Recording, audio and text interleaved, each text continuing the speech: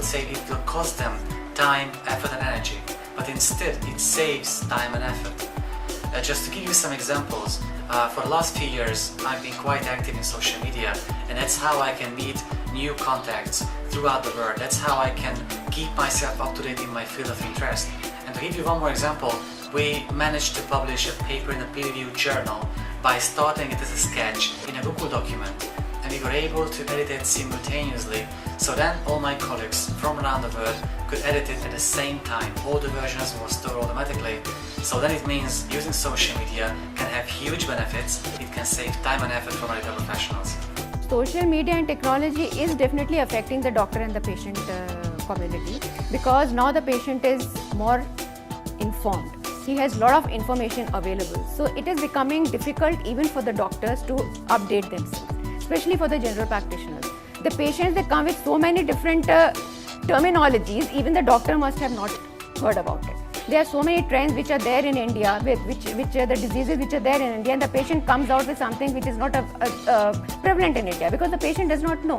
So how to filter that information, what information should reach the patient and what information should not reach the patient, so that it does not have a negative effect. So it is like a double-edged sword. You have to monitor. In my experience, there are doctors who try to get a bit closer to social media. They start their own social media channels, write blogs, being active on Facebook, on Twitter for medical purposes, and they look for new challenges through these online Web 2.0 channels.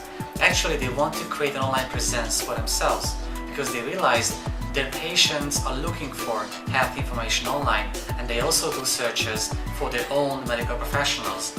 And the information they find about these doctors, well, doctors should be able to manage this information about themselves online.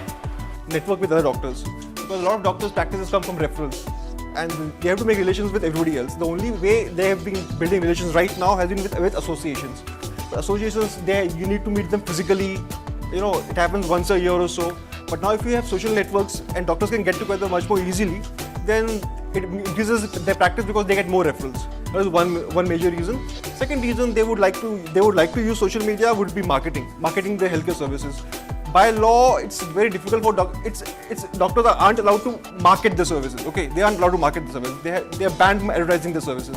So social media is a very simple way for them to build up relations with potential patients, or even just simple any health consumer as such. There are doctors now. Doctors are coming on LinkedIn. There are 60,000 doctors who are on LinkedIn. There are 50,000 doctors who are coming on Facebook. Right, so it's completely integrated approach. So you have doctor-patient healthcare institutes, governance, and with technology, mobile app and digital, this entire medium can actually grow or multiply bigger than this. So I guess that's a good area to listen what's happening and try and provide them solutions.